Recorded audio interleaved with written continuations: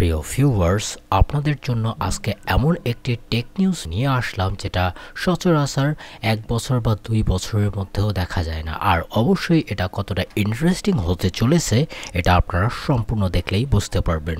Hello WhatsApp guys, CPS here and it's news time, so let's get started. So প্রথমেই আমরা news শুরু করতে চাই ভালো কিছু জিনিস দিয়ে, অর্থাৎ AMD Ryzen 9000 সিরিজ অথবা Gen 5 আর্কিটেকচারের যে গ্রানাইট রেস সিপিইউগুলো আছে সেগুলো অলরেডি কয়েকটা ভিডিওতে আপনাদেরকে বলেছি যে এটার প্রাইস অনেকটাই ড্রপ হয়ে গেছে। ইভেন গতকালকেও দেখলাম যে আরও একটু ড্রপ করে দিয়েছে, এটা একবার টপ টু বটম পর্যন্ত এরকম ভরপুর। ফর এক্সাম্পল কথা যদি বলি, Ryzen 9 9950X এর এটার প্রাইস অ্যারাউন্ড $570 হয়েছে, Ryzen 7 9700X এর প্রাইস প্রায় $310 এবং 9600X এর দাম $230। এটার প্রাইস আমাকে অতটা ইমপ্রেসিভ লাগছে না, তবে Ryzen 9 9900X যেটা আমার ফেভারিট হতে চলেছে, যেটার প্রাইসিংয়ের ক্ষেত্রে আর কি, সেটার প্রাইস আর একবার ড্রপ হয়েছে, তাও আবার শুধুমাত্র $360। এটা আসলে কতটা এক্সাইটিং লাগছে যদি আপনি একজন কন্টেন্ট ক্রিয়েটারের পাশাপাশি গেমার হয়ে থাকেন। It's totally crazy. আর এই প্রাইসটা যদি আমরা বাংলাদেশে দেখি, এটা কিন্তু বাংলাদেশের প্রাইস না, ইউএসের প্রাইস, তবে এটার প্রাইসের ইম্প্যাক্ট যদি বাংলাদেশে দেখি তো এটা আসলে আর একটা ডেডিকেটেড ভিডিও বানাতে মেক সেন্স করবে। তারপরে যদি কথা বলি ইন্টেলের, তো ইন্টেলের এখানে একটা বিষয় আপনাদের কাছে শেয়ার করতে চাই, অর্থাৎ বর্তমান সময়ে তারা কোর আল্ট্রা 200 সিরিজের যে সিপিইউগুলো লঞ্চ করে দিয়েছে, এটার প্রিপারেশন অতটাও ছিল না, তবে হ্যাঁ পিয়ার প্রেশারে হয়তো বা তারা লঞ্চ করে দিয়েছে। তবে আর একটা বিষয় এখান থেকে উঠে এসেছে, বিশেষ করে যদি আমি হট হার্ডওয়্যারের কথা বলি, তো এখান থেকে একটা বিষয় আমাদের সামনে এসেছে কি, যে ডিসেম্বরের মধ্যেই যে পারফরমেন্স নিয়ে যে ইস্যুগুলো ছিল সেগুলো হয়তো বা ফিক্স হয়ে যেতে পারে, অর্থাৎ আপনি আর একটু ভালো পারফরমেন্স এক্সপেক্ট করতেই পারেন। তবে পরের যে নিউজটি আসছে সেটিও ইন্টেলের কাছ থেকে, এটি হয়তোবা আপনার মনকে আরেকটু ভালো করিয়ে দিতে পারে। বিশেষ করে যদি আমি কোর আল্ট্রা 5 245 এর কথাও বলি, তো সেক্ষেত্রে এখানে যে ইন্টিগ্রেটেড জিপিইউ অর্থাৎ আইজিপিইউ ব্যবহার করা হয়েছে, আর এটা যেরকম পারফরমেন্স দিচ্ছে, বিশেষ করে যদি আমি ক্লকের কথা বলি, এটা প্রায় 3 গিগাহার্টজ পর্যন্ত চলে গিয়েছিল এই 4 এক্সিকোরের পাওয়ারফুল আইজিপিটি। আর ইন্টারেস্টিং পার্ট হচ্ছে আগেরবার বলবো না, এটার তুলনায় ওভারক্লক করে 50% হায়ার পারফরমেন্স করতে পেরেছে সিনথেটিক বেঞ্চমার্কে, অর্থাৎ এখানে রিয়েল ওয়ার্ল্ডের কথা বলবো না। তবে হ্যাঁ, এখানে আপনাদের মনে কোয়েশ্চেন তো আসতেই পারে যে রেফারেন্স হিসেবে গ্রাফিক্স কার্ডের কথা বলেন, তো সেক্ষেত্রে GTX 1650 লেভেলের পারফরমেন্স করেছে। বাই দ্য ওয়ে আবারও বলছি, এটা সিনথেটিক বেঞ্চমার্ক, গেমিংয়ের সাথে এটাকে তুলনা করবেন না। তবে হ্যাঁ, যেহেতু কাছাকাছি পারফরমেন্স করছে, আমরা একটা ট্রেমেন্ডাসলি গুড এনাফ পারফরমেন্স দেখতে পারবো এই আইজিপি থেকে, যেটা অবশ্যই AMD-এর পর্যন্ত ঘুম হারাম করে দিয়েছে। আর এটা কিন্তু অনেক সময় ইগনোর করি, তবে এটা যদি বাজেট সিপিইউর সাথে আসে তো সেক্ষেত্রে এটা একটা ভালো দিক হতে পারে। হ্যাঁ, আমরা 1650-র মতো পারফরমেন্স না চাই, 1050 যদি মতো দিয়ে থাকে এরকম প্রসেসরগুলো গেমিং পারফরমেন্সের কথা বলছে, তো অবশ্যই মজার বিষয় হয়ে যাবে। আর এটা বর্তমান সময় বাংলাদেশে 40,000 টাকার আশপাশেই বিক্রি হচ্ছে কোর i5। বা আমি জীবনে কল্পনাও করতে পারি নাই যে এটা 40,000 টাকার কাছাকাছি চলে যাবে কোর i5 এর মতো সিপিইউ। বাই দ্য ওয়ে এখানে দেখার বিষয় কোর আল্ট্রা নন কে ভেরিয়েন্টগুলো ইন্টেল কবে লঞ্চ করে সেটার দেখার বিষয়। স্পিকিং অ্যাবাউট আইজিপি, অবশ্যই বলতে হবে AMD-র কথা।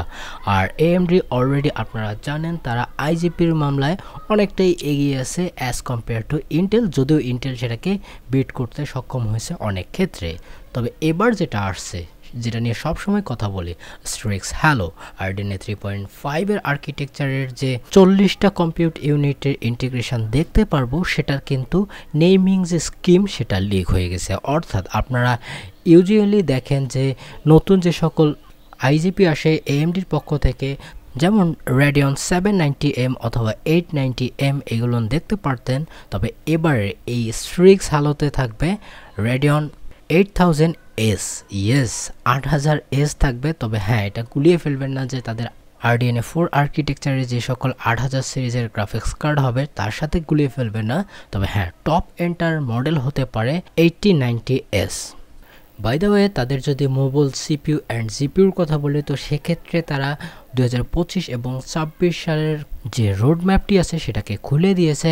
আর রাইজেন এপিওর কিছু রিফ্রেশেরও কথা বলছিল, অর্থাৎ স্ট্রিক্স, হালো বা ফায়ার রেঞ্জের ক্ষেত্রে অলরেডি আপনাদেরকে আপডেট দিয়ে দিয়েছি। তারপরে ক্র্যাকিনের কথা বলি, আর রেডিয়ন RX 8000 সিরিজ তো সামনেই থাকছে। অ্যান্ড রোড ম্যাপ সম্পর্কে আর একটা কথা বলে নেই AMD রাইজেনের পক্ষে, কারণ এই নিউজ শোনার পর অবশ্যই আপনি AMD ইউজার হলে আপনাকে অবশ্যই ভালো লাগবে। আপনাদের কাছে যদি 600 সিরিজের কোনো মাদারবোর্ড পর্যন্ত থেকে থাকে তো 26-27 সাল পর্যন্ত আপনাকে কোনো প্রকার টেনশন করতে হবে না। হ্যাঁ, যদি আপনি পরবর্তীতে আপগ্রেড করতে চান মাদারবোর্ড সেক্ষেত্রে আলাদা ব্যাপার, কিন্তু তারা বলছে যে আমরা AM5 সকেটকেই কন্টিনিউ করছি 2027 পর্যন্ত। আর এটা কতটা মাইন্ড ব্লোয়িং একটা বিষয় সেটা আপনারা AM4 সকেটের দিকেই দেখলে বুঝতে পারবেন। কম্পিটিবিলিটি নিয়ে কোনো ইস্যু নেই, শুধুমাত্র একটা আপডেট, তাও আবার বায়োস, টাকাও দিতে হয় না, ফ্রি। তারপরে আপনি এনেবল করতে পারবেন নতুন সিপিইউকে। কাম অন ইন্টেল, এই জায়গায় আপনারা একটু কনসেন্ট্রেট করুন। যাই হোক, আমরা Gen 5 আর্কিটেকচারে বিশাল আপলিফট দেখতে না পারলেও পারফরমেন্সের ক্ষেত্রে মেডুসাতে দেখি Gen 6 আর্কিটেকচারে তারা কি করে। আই থিঙ্ক যে এবার মেডুসা বা Gen 6 আর্কিটেকচারে হাইব্রিড কোর ডিজাইন দেখতে পারি, অর্থাৎ Gen 6C পর্যন্ত।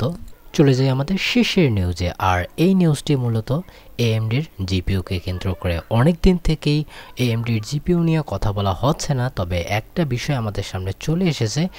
আসলে RX 8000 সিরিজ অথবা RDNA 4 আর্কিটেকচারে যে সকল মোবাইল জিপিইউ হবে অর্থাৎ ল্যাপটপের জন্য, সেগুলোতে হতে পারে 16, 12 অ্যান্ড 8 গিগসের VRAM। আর যদি টিডিপির কথা বলি সর্বোচ্চ 175 পর্যন্ত যেতে পারে। এটা টিজিপির কথা বলছি আমি, টোটাল গ্রাফিক্স পাওয়ার।